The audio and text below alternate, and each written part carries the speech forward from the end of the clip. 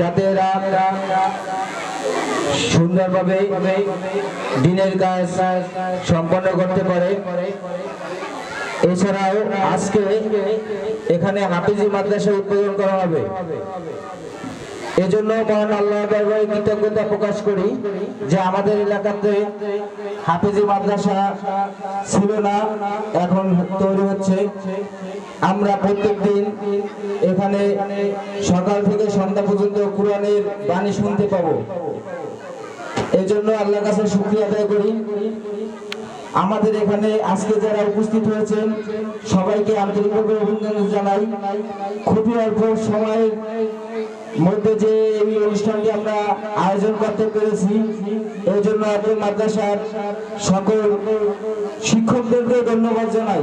কারণ আমি গতকালকে থেকে দেখেছি এই অনুষ্ঠানটি সফল করার জন্য তারা দিনরাত কিভাবে অক্লান্ত পরিশ্রম করেছে। আমি লাস্ট এখানে রাত্রে 12:30টার সময় আসছি, তখনও দেখি তারা কাজ করে।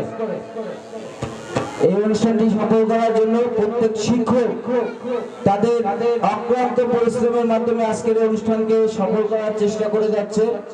এজন্য আমরা যারা এলাকাবাসী আছি আপনাদেরকে আন্তরিক অভিনন্দন জানাই। আজকে যে সকল অভিভাবকবৃন্দ এবং ছাত্রছাত্রীরা উপস্থিত হয়েছে তাদেরকে আন্তরিক অভিনন্দন জানাই। এই বলে আমি আমার সংক্ষিপ্ত বক্তব্য এখানে শেষ করছি। আল্লাহ হাফেজ।